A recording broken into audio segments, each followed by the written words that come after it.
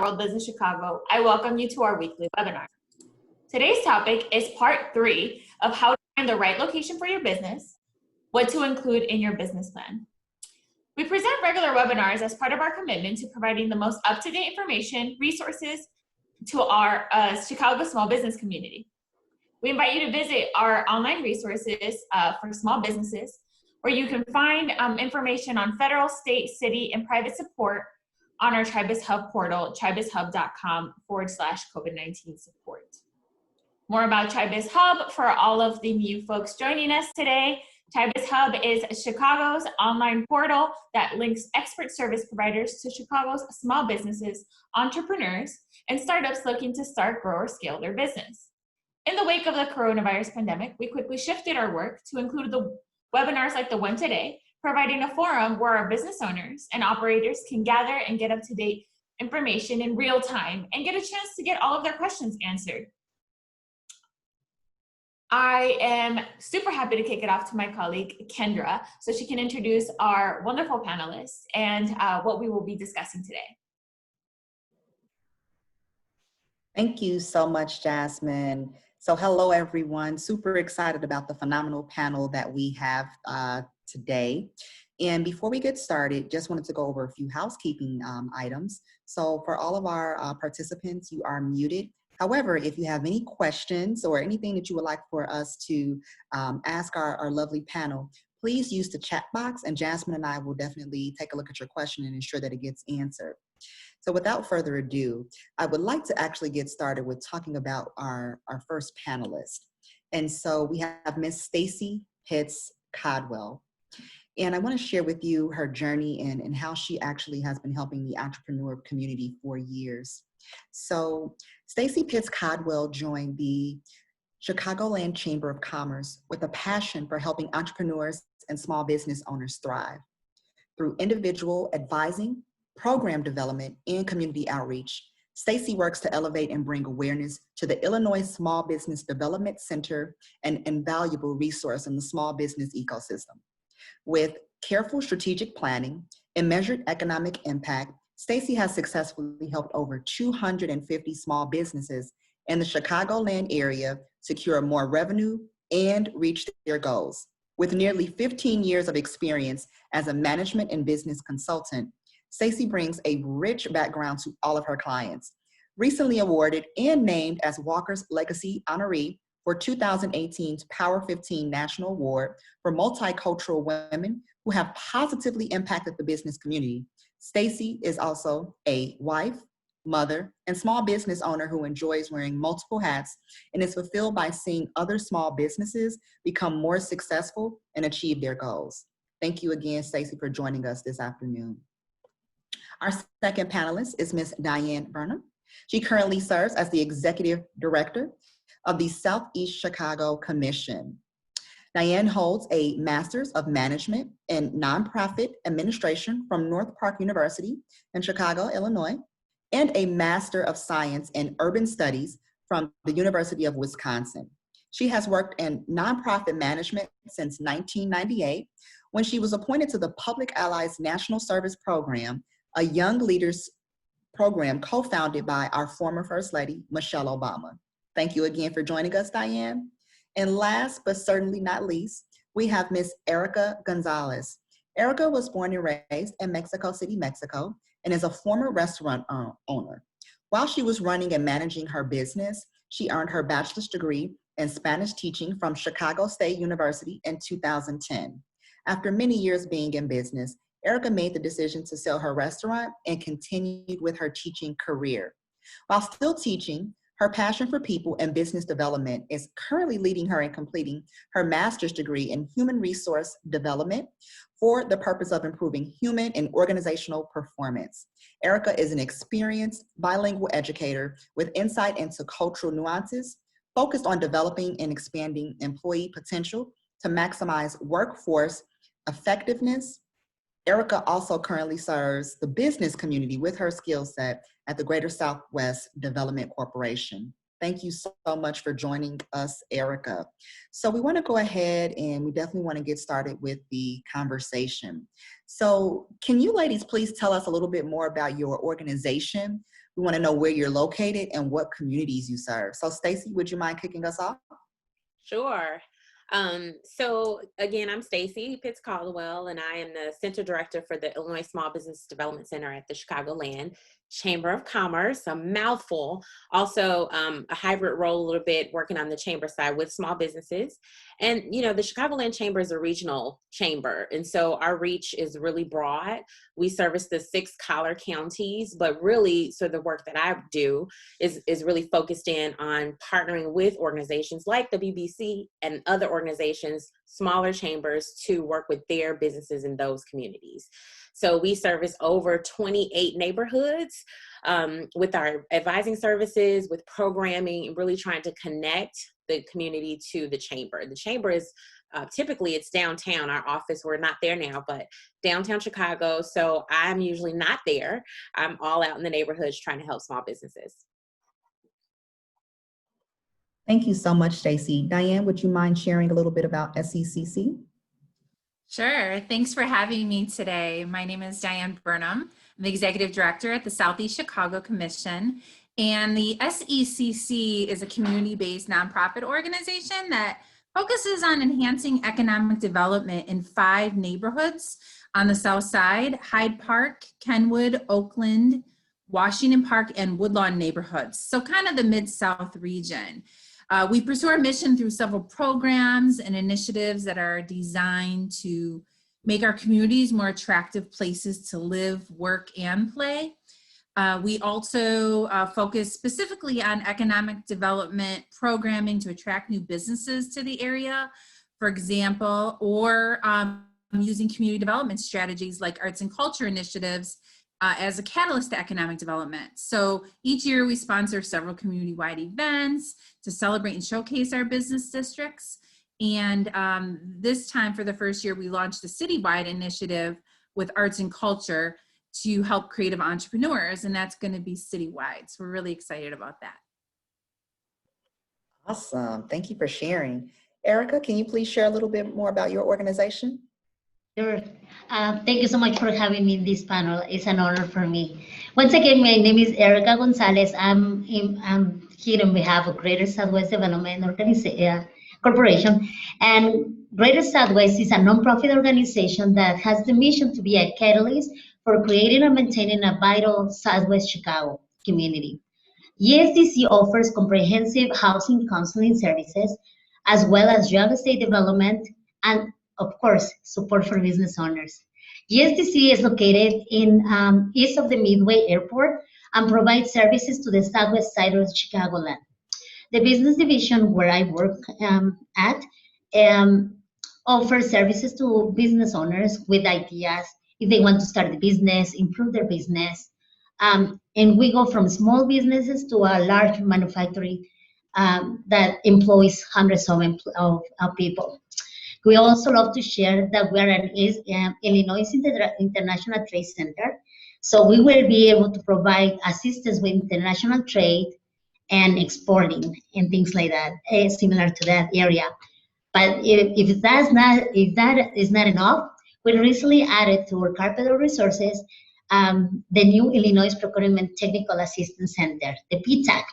And the advantage of this center is that this is a portal for small businesses that are looking to enter into the world of government contracting. So we have a lot of resources for business owners, as you can see. Thank you. Thank you so much, everyone. Those were great introductions for your respective organizations. I want to go ahead and get into the real meat and potatoes of why we are here today.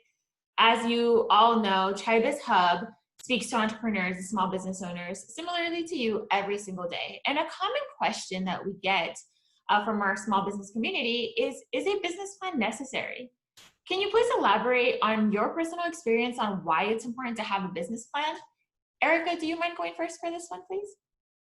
Sure, no problem. Well, this is very exciting to talk about business plan, right?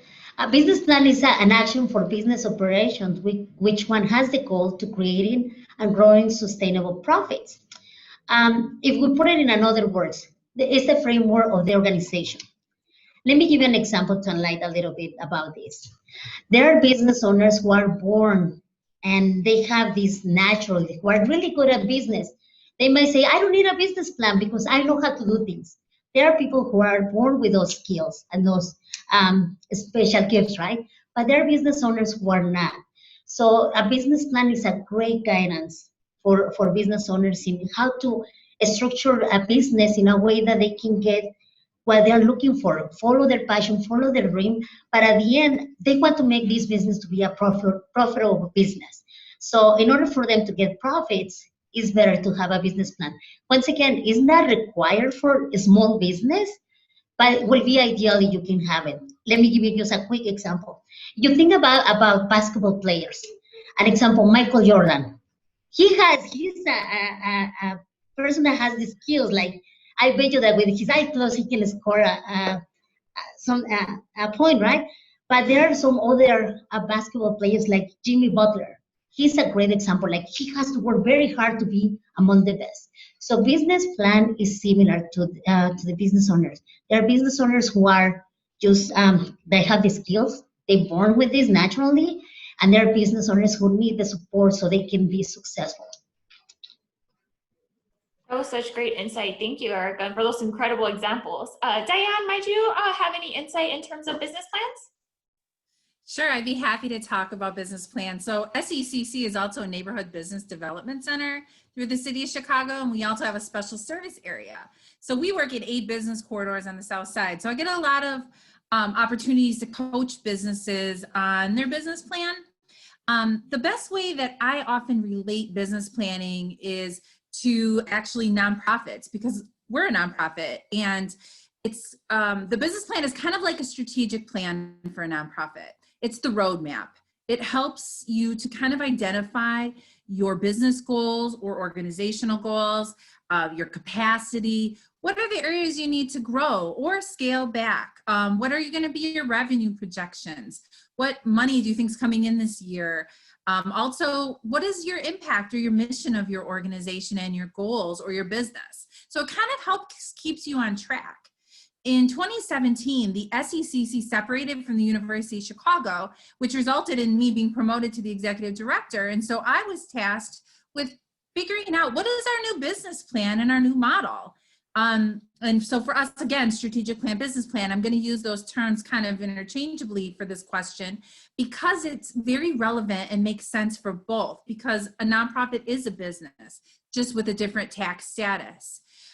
So after 65 years of being with the university, we had to separate, and the strategic plan became very important to us to identify where we were going to develop, how we were going to grow, and how we were going to sustain. Many people didn't even think we were still going to be here 3 years later. People were like, oh, you should just close your doors. And I'm sure some of you businesses might have heard that before.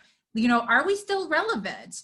Is our product still what is needed? So really, the roadmap, you know, helped me as a leader to figure out our direction. I use it all the time. I always look back at it and kind of revisit it when I'm figuring out, like, where are we going? Where are we headed? Does this make sense for us? And so I think it's really important to revisit the plan and update it regularly so that way you can stay on course. That was an incredible analogy, Diane. Super fruitful, I think, for this conversation, because we do have a mix of, you know, between our business resource providers and our entrepreneurs within the small business community. That was just incredible. I feel like cherry on top. Stacy, might you be able to give us a little bit of your insight given the community you work with? Sure. I mean, you know, Diane said it pretty much flat out. That's really the meat and potatoes of it. But what I will also share, to Erica's point earlier, it's really key to understand that there are 2 different types of business owners and entrepreneurs. Those are ones who will just go, they're action oriented. And so they have sort of the plan, but it's in their head. And so, you know, when I work with businesses, especially small businesses, the ones that are starting out or trying to pivot, you know, the conversation I'll have with them first is, what type of leader are you? And so once you sort of identify who you are and how you lead and how you know, get things done, then you can understand, you know, how you'll be able to develop the roadmap that Diane was talking about. Because I think that's a key piece. A lot of people starting out look at other people and they're like, oh my gosh, it's so overwhelming, this 35,000 page business plan. And it's really, it depends, you know, the comprehensive business plan and you know, versus your lean or your one pagers. It is going to depend on the person, on the entrepreneur, and how you work. And a good way, in a conversation actually that I have a lot of times with small businesses is, you know, it goes away from that for a minute to say, how do you get things accomplished? Are you a person that needs to do it so that you can see what's happening? Are you a person that needs bullet points? Do you need to write out a formal plan before you get started with something? Because that's going to really gauge your success with the type of business plan you need. Thank you so much, ladies. So this is the reason why Jasmine and I wanted to host this actual webinar, because we actually talk to business owners, and sometimes they don't have a clear understanding of what a business plan is and why it is important in finding their locations or growing their business. So you mentioned something a moment ago, Stacy, when you were talking, and we wanted to have each of you elaborate a little bit more. So we know that a lot of times people hear about the lean business, they hear about the one page or the external business plan. So can you just briefly provide an overview of what each business plan is? And then are there particular industries that may need to focus on one of those business plans? So would you mind actually leading us, Diane, with that? Sure, I can start out, and I can start by talking about the one-page plan, and perhaps the others can chime in on the other types of plans. So have you ever heard of an elevator pitch? It's a simple concept, and if you have a good business idea, you should be able to pitch it potentially to any investor during a quick elevator trip. So think, 20 to 30 seconds. It's kind of similar to what a one-pager is, because it's not too many details, not too much fluff, but really a concise, easy to understand summary of your business idea. Drafting a one-page business plan follows kind of the same logic. And so I think, moving on to other types of plans, I think Stacy and Erica can help with those. Yeah, Absolutely. I can oh, sorry. I can jump in. This is really where I have a lot of conversations with entrepreneurs and small business owners. And so it's really to help them figure out, like I mentioned earlier, what they should be doing. And so Diane talked about the one sheet, which is a summary. I know a lot of people work that way. I know when I started my business, that's exactly what I did. I had to really perfect the pitch and then give myself sort of this bullet point outline of things to achieve, as I got started. Counter to that, though, there are people who really need that development. As Erica mentioned earlier, there are people who just don't have that skill set, right? And that doesn't mean there won't be good business owners or they're not entrepreneurs. They just have to develop that. They need the tool, which is the business plan. So, sort of a more comprehensive business plan, maybe an internal business plan, so that that person can sort of understand what's needed, really identify the things that will make them successful, and then dig in a little bit more so that they can go through each one, each section, I should say, at a time. And so that's a little bit different than the one pager, just because it does take a little bit more time ahead of time to sit down and really think about some of the critical sections, like your executive summary, which is a little bit longer even than the one-page plan, because it's really the voice of the business plan, if you will.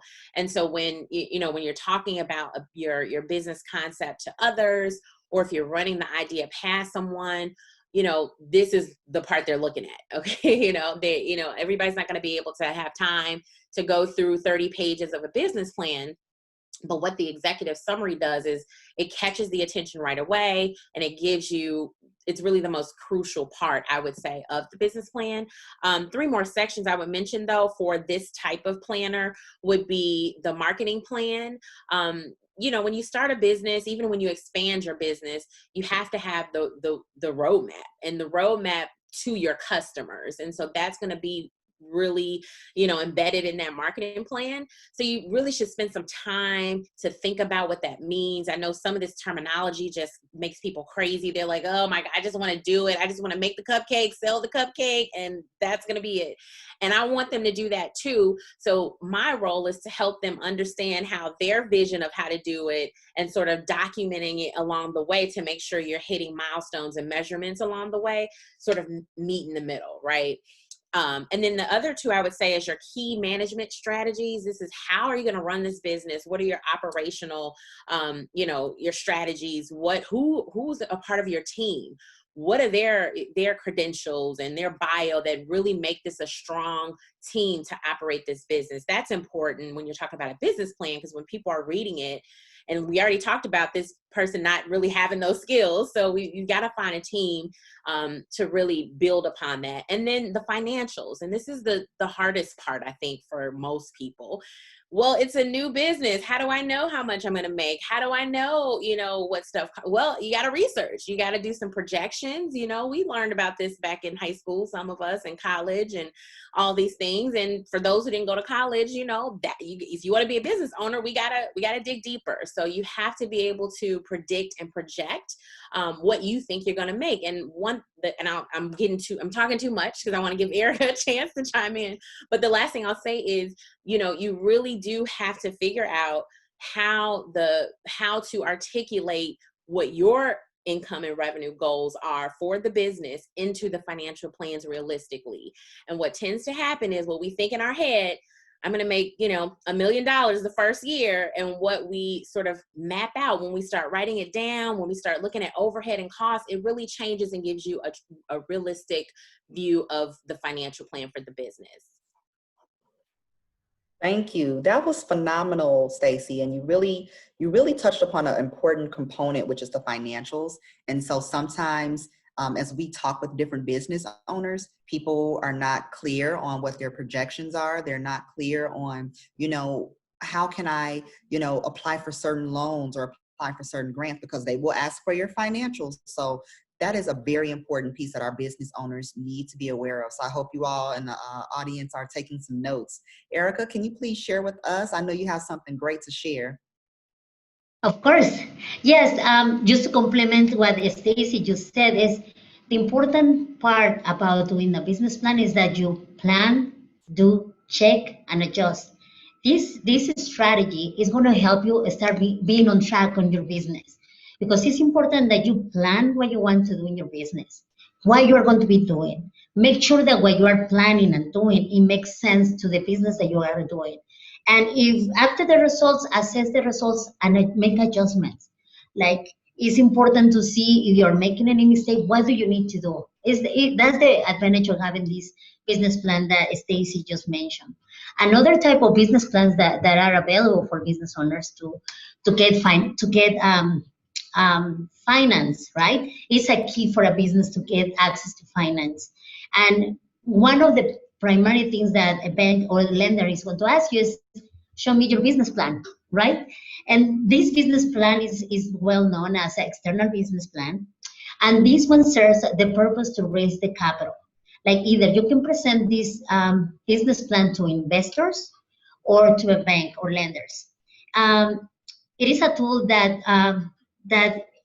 is like a more detail in your, it's a business plan with more details, specifically in the financials, like Stacy just mentioned. Like, financials is very important. Like, if a lender is going to give you money, they want to make sure that your business is a rentable business, is a business that is going to get their money back. That's why it's important to have a business plan.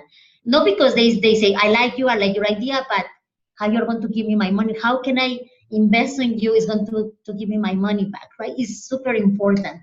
And this one, once again, it goes in a little more detail versus the internal business plan or the lean plan, because this one, it has to give targeting to the lenders and the investors' vision, like how the business owners is going to be doing their business and what strategies they are using so they can get profits. And there is when the lenders assess whether or not they take the risk to invest on you, because even though they're lending you money, it's an investment for them into you. So that's why it is important to pay attention to these business plans. That was incredible. Thank you all. I wanted to make sure to highlight a couple of things. One, as a follow-up, is there a recommendation, given again the respective networks that all of you work with, or the businesses, is there a plan you recommend for a certain type of industry? And in addition to that, and just to give you a little bit more background in terms of the industries and the small business ecosystem that are connected to ChiBizHub, it runs the gamut from someone who potentially makes candles from their home, or the brick and mortar restaurant on, the 26th Street corridor that fills all of that up. So that's the example. And then the second part I wanted to highlight was, we are hosting all of you here today for our webinar because we want to make sure that our audience knows that you are that person to go talk to, or another respective staff member at your respective organizations that can walk someone through writing a business plan, right? Sometimes people are like, well, what are the resources, right? So if you also have any suggestions for maybe online tools that might help, or templates even that might help individuals, I don't know if they are housed in your websites or anything like that, that might help our entrepreneurs kind of organize themselves. Stacey, would you like to kick us off with this? Yeah, that's a good point. So we definitely help with that in multiple different ways. I know one thing I would say to start is, a lot of this, if you're a startup, if you're writing a startup business plan, which is a little bit different from sort of a growth business plan, or expanding into a new market, or expanding a new product, when you're starting out, it's really important to think about the feasibility of the new service or product, right? So when you think of it from that perspective, the tools are really helpful because, this is someone who hasn't been in business before and they're really looking for that. So one thing that we use, so we have a few different licenses for LivePlan. And so what we do with those licenses is we allow our clients and members to use them for a period of 30 to 60 days so that they can begin to develop. What's really beneficial about LivePlan is it sort of walks you through it it's very user-friendly, I would say. So it gives some prompts and some questions in each of the sections for you to just better understand, what you're trying to get out of your head and on paper. So that's one thing that we offer.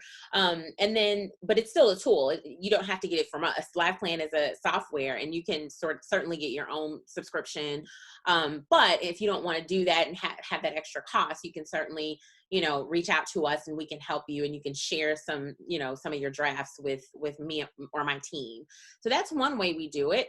And then the other way is the SBA has a great template that they offer online. So if you go to SBA and sign up for an account, you can track it. I believe you can share it. I'm not sure about that part, but I definitely know you can come back to it. You don't have to finish it all in one sitting. So those are two tools that I know of.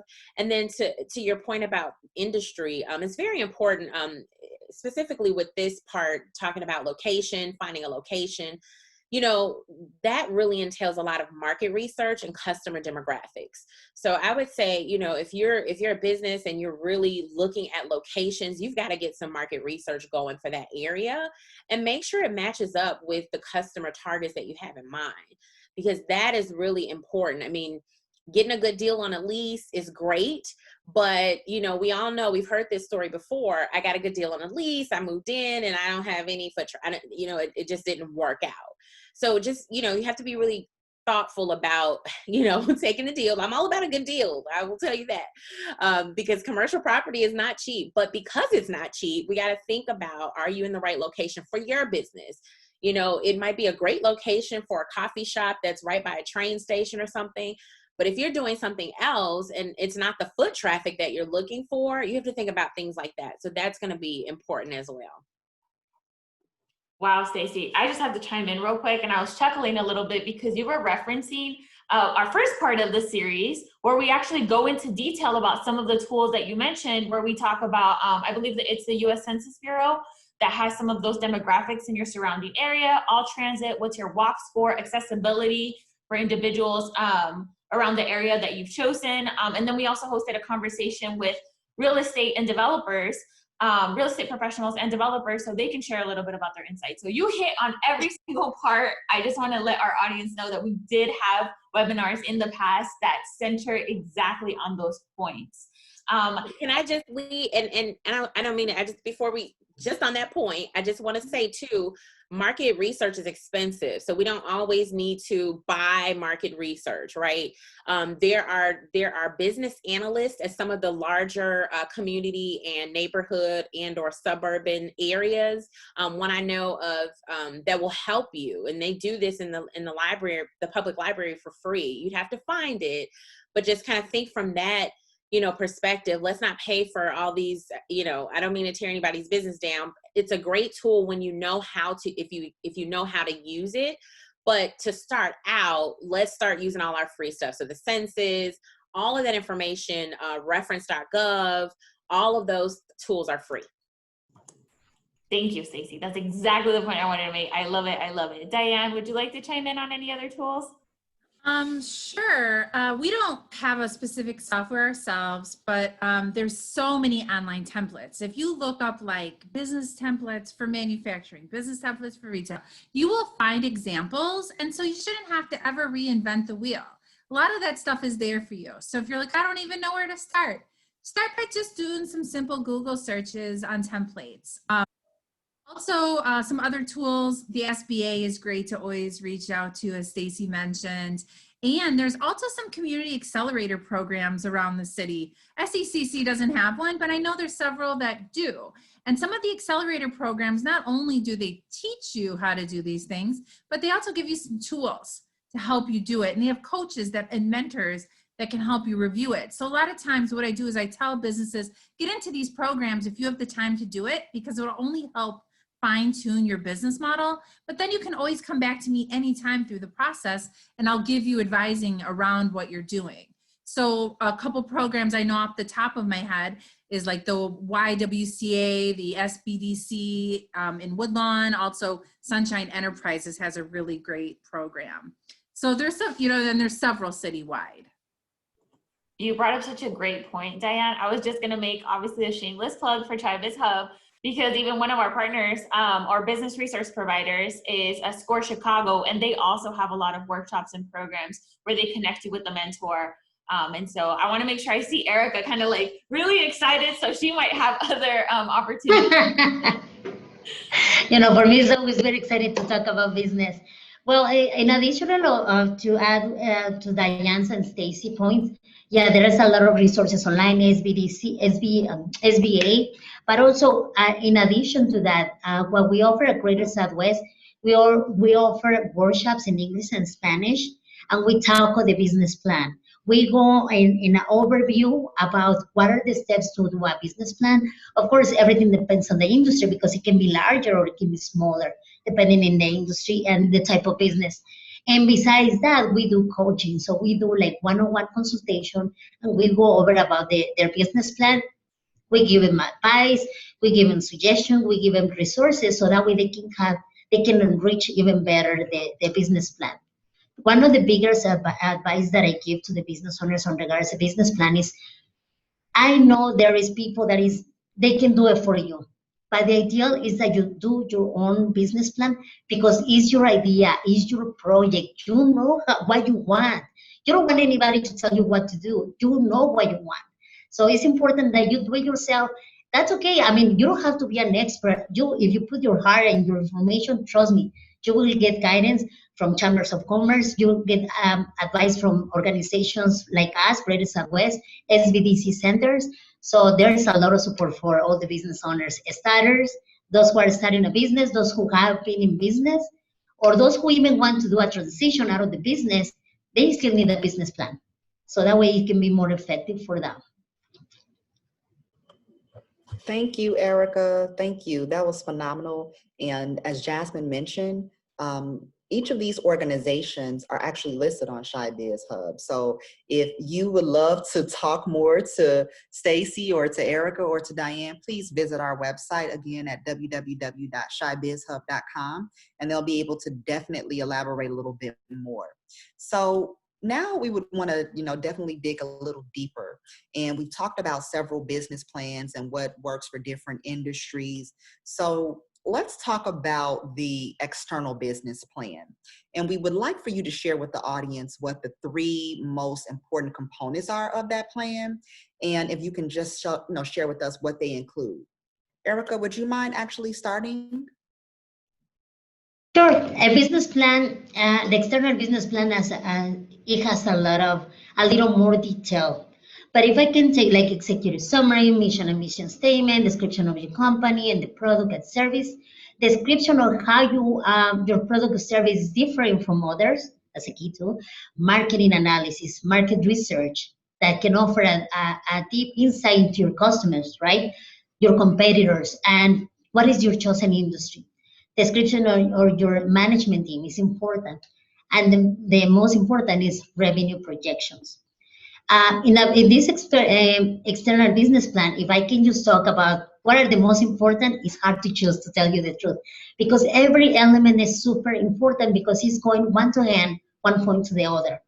But if I highlight 3 most important elements, the mission and mission and mission statement.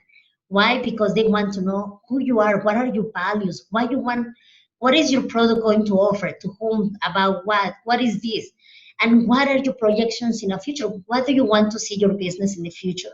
So that's why it is important. Another important, as Stacy mentioned earlier, marketing analysis is super important to understand, to create a marketing analysis and put a little more of effort and time into that one. Why? Because this one is going to tell you about where are you going to be selling your business. Once again, going back to Stacy's point, is like maybe you find a beautiful location and you say, this is perfect for me. But do you really think that that location is perfect for your business? Like Stacy just went and target to this point, like maybe that location is perfect for a coffee shop. Now, for if you are selling water, for example, or you are selling some products that are not needed or that doesn't have the traffic that you need for your business. So that's why it's super important to do marketing analysis. And once again, the most important is what are your revenue projections? You have to highlight and say like, okay, I'm planning to sell this amount of money, make this amount of money in this time period, and explain how you are going to get from point A to point B in a specific period of time. What are your projections in a month, 3 months, 6 months, and even a year? Many of the banks need to know that information. And once again, the business plan is important for real estate because creating your business plan will help you and will guide you into find the right location for your business. That's why it's so important to create your business plan, because that will tell you, as Stacy and Diane mentioned, that will tell you and guide you. Is this the right location for the business that I'm trying to establish? Or should I move in where my product or my service is needed? Where I will have higher possibilities to have better clientele, better sales. So that's a good, that's the advantage of doing a business plan. Awesome. Stacey, if you could just also just provide your expertise on what you think the 3 most important parts of the external business plan are. Sure. So I'll pick 2. So I'll say 3, but I'll just talk about 2. I think the executive summary is the way in the door, especially from an executive or from an external business plan, because you could have the best idea, but if nobody knows about it or you can't articulate what it is, it doesn't matter, right? So I'm going to always say executive summary is important, but the other 2 I think are probably the same, marketing and financial, but I'll talk a little bit more about financial from the perspective of how it shows a potential investor or maybe even a lender how realistic and how much work and how much thought you've really put into what the service or product is. And just inherently, people are just very hesitant about, projections, right? Because we just don't know. This is 2020 is the best example of it. So all of these businesses who got started last year or year before and they had, great projections for 2020, all of them have changed, right? Because of the pandemic. So when we talk about projections, we're not talking about you know, if you don't hit it, the business fails. That's not what we're saying. What we're saying is you do have to have a pretty good understanding of how to make them. So if there's a business, an example would be if there's a business that is an online primary selling online, then they may have been a little bit more prepared for the pandemic than a business who is in store in person, right? So what that means is now it's 2020, which of those businesses have to pivot a little bit more? It's going to be the business that's in person in the store. And so you go and revisit that. So the financial projection is just really important, because if you can't figure out where you're going to be in 3 years, 5 years, or where you want to be, no one else will, for sure. And it also gives you the chance to be very realistic about what to think about, like inflation and cost of goods and things of those nature that we just don't sit down. When we've got the idea, I mentioned the cupcake before. So when you're doing the cupcake, you're not thinking about if I offer a healthier version, I might have to have, no bleach flour, which costs more. So when you're writing your financial projections, you're thinking about all of those things, they kind of come into mind, and it really helps you to get those and project accurately. And then your investors, like I said, the lenders are really impressed, and they're like, oh, you've done some research. You're not just throwing numbers, pulling numbers out the cloud because you want to be a millionaire in a couple of years. So I think, that's going to be the one I think is really key, especially for the external business plan. Appreciate that, Stacy. Diane, do you have any supporting comments for because I feel like Stacy and Erica had very similar suggestions on what are the 3 main components, but I don't know if you have any supporting statements for all of them. No, I agree with them completely. Okay. I really feel my top 3 were financial projections. Before you put the cart before the horse, you got to do your competitive analysis and your market analysis. Mm-hmm. To open a cell phone store on a business quarter where there's 8 other cell phone stores. You don't want to open a jerk chicken restaurant on a business quarter where there's 7 other jerk chicken restaurants. You don't want to have to compete on that level. You want to be able to have a niche. And part of that, you can find what that niche is through that market analysis. So Erica and Stacy hit all the key points on that.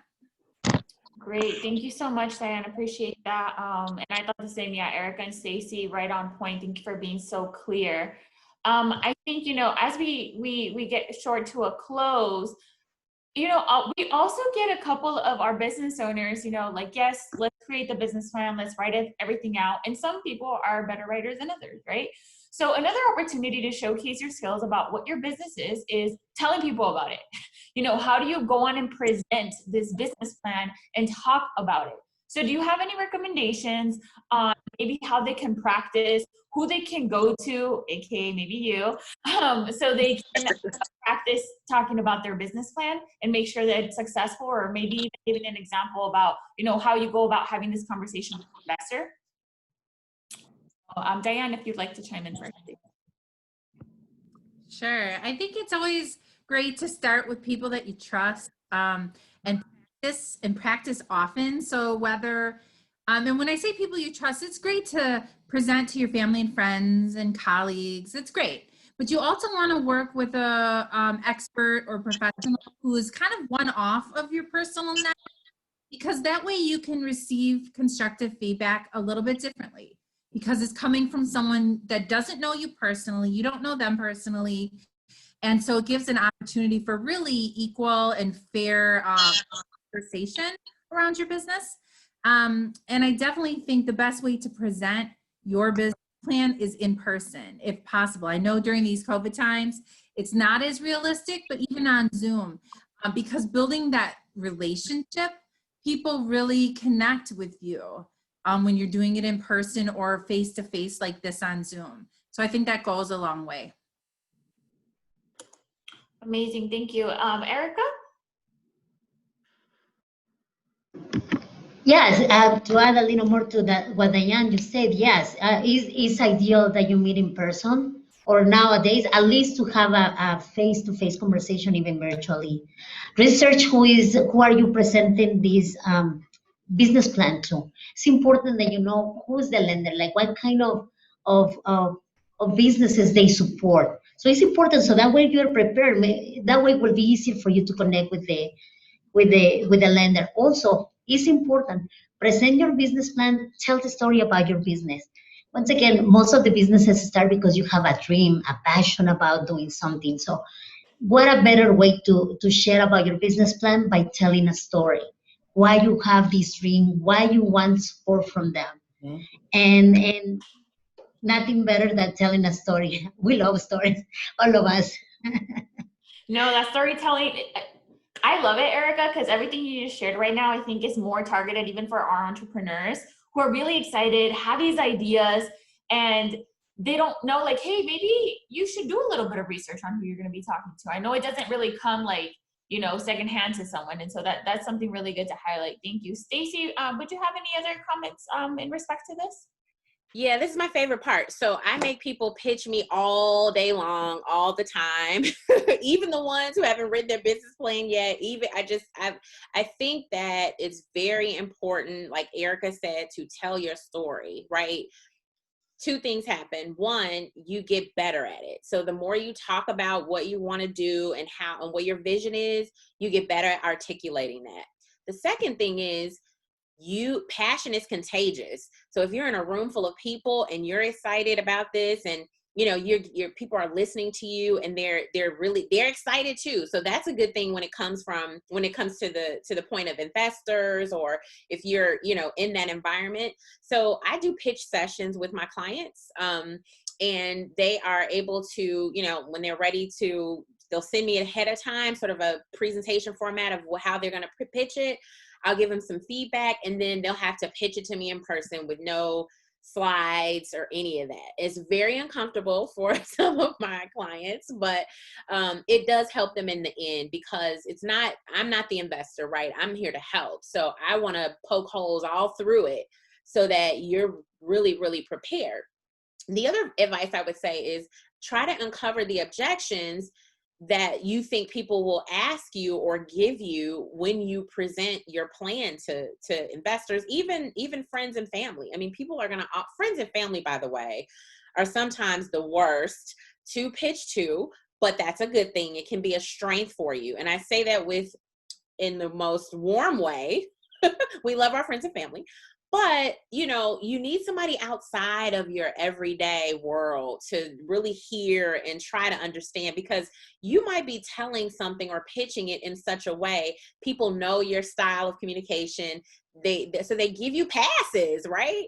We don't want any passes. We want you to be sort of super polished. So find pitch competitions to be a part of. Schedule a pitch session with your advisor. I mentioned we do it all the time. At the Chamber, we have an Illinois Small Business Development Center, so you can sign up as a client. It's no cost to small businesses, and we do them all the time. So do those things and just get really good at telling your story. Thank you. Phenomenal, phenomenal. I love it. No excuses. You want to punch holes in it. We need that feedback, and it's love. Feedback is definitely love. So in closing, Jasmine and I really want to ensure that we leave on a positive note.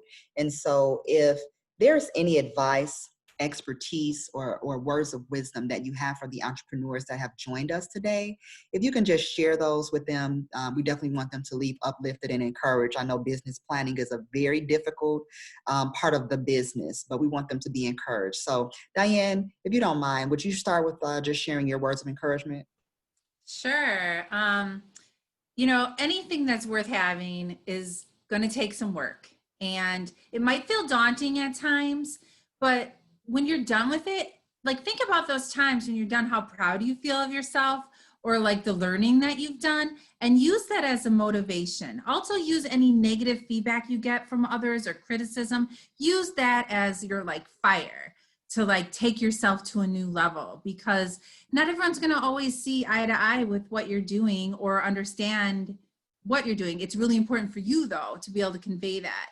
A few tips that I have is take advantage of all the free webinars, trainings, opportunities to talk about your business to other people. Business accelerator programs can be really helpful when you feel stuck. Like if you're like, I'm kind of stuck, I've been doing this for a while, I don't know what to do. You need to help accelerate your business. That's why it's so important. I also want to give a quick pitch. The SECC is actually doing a economic development symposium on October 10th, 2020 for businesses. Last year, we had over 300 businesses attend and it was in person, but this year it's virtual. So we're offering 4 different workshops around access to capital, e-commerce, which is really important right now because a lot of people don't know how to pivot to e-commerce. Also branding your business. And then we are doing a special session on creative economy and creative entrepreneurship. So I think you will get a lot out of it. And also one of our keynote moderators is actually Andrea Zott from World Business Chicago. So you'll have an opportunity to see some really great experts providing tips. So I'm going to post that into the chat. And then finally, the last, and that's the registration link. And everything's free, by the way. So you can join at will on Saturday, October 10th during your day and, sign up for the sessions that make sense for you. But the last tidbit that I do want to say is that really, although we're all so busy all the time, the biggest thing that I can say is make time to read. Read grants, read articles, read e-blasts. Make time to get to know your neighboring businesses because the best customers are often referrals of word of mouth. So the more you read, the more you connect, and the more you become educated about what's around you, the more equipped you are and ready to take on more with your business. So I wish everyone the best in that. Thank you, Diane. Those were phenomenal tips on leveling up. We want our business owners and entrepreneurs to level up, definitely. Stacy, do you have any words of encouragement or advice for our participants today that are watching? I do. So I do a lot of, I like to call motivational speaking to entrepreneurship. Entrepreneurs. It's hard. It's hard. It's hard. It's hard. And it should be hard, right? Because the payoff is so great. So, and I think Diane mentioned this. So my 2 tips are this. If you are starting a business or already have a business and you're just trying to get to the next level, make sure that you take one day to focus on business development. Whatever day it may be a week. I tell my clients this all the time. As entrepreneurs, we wear all the hats. So we're the accountant, we're the marketer, we're the social media intern, we are the maintenance people, and the talent, the actual thing that we do. I go back to my cupcake example. So if I'm the best at making cupcakes, that means I'm probably not great at running a business. So what I need to do is I need to figure out my one day a week that I'm going to sit down, step away from that part, the operational part in terms of customer facing, and I'm going to look at building my skills and my strengths as a business owner and doing some of that business development work. So that's one of my biggest tips I give a lot of my clients. The other one is focusing on what matters. So if you can, we're going to have continual to-do lists as business owners, right? I guess it would be called prioritizing. Prioritizing will save your life. So, and one bite at a time. The business plan is a huge undertaking. So maybe this month we're focusing in on the marketing plan. Maybe next month we're focusing in on the other section and so forth and so on. And that's important because of your sanity as a business, business owner. You might be a wife, a husband, or what. You have 50 million different roles, right? So you have to maintain yourself as well, balance to yourself, which you only get a lot of that as an entrepreneur, but you create it for yourself so that you can be the best and you can continue down the path that you want to go. Those are my 2 tips. Thank you so much for sharing, Stacy. Erica, would you mind closing us out with the advice and words of encouragement, please? Of course. Most of the businesses start for a dream, as a dream. For many, having a business in the United States is the American dream. My advice to you is follow your dream, follow your instincts. Trust me, there is nothing better than doing what you love the most. Don't feel discouraged. Trust me. There might be, as Stacy mentioned before, there might be family members that discourage you. They might say, "Oh, forget it about it. That is not going to work." Don't let them get into your head. Continue. If there is something that you really feel and you have a good gut about it, continue doing. Listen and ignore the bad um, comments or the bad conversations about your business. That's your dream. Don't let anybody destroy it. However, be realistic. That's very good to be realistic because that way it's going to be making things easier for you. You will find challenges because it's the truth. It's not easy to run a business, especially if you're not prepared. Like business plan is going to help you a lot, but get support from mentors, organizations like the Chamber of Commerce, organizations like Greater Southwest, SBDC centers, and other organizations that are offering resources. Reach out to them. Many of the support that you get from them is free. After you do what you feel you want to do it, you will be so excited to start or improve your business. So my advice to you, follow your dream and do what you feel that you are able to do it. Thank you so much, Stacy, Diane, Erica. It was such a pleasure to host this conversation with all of you today.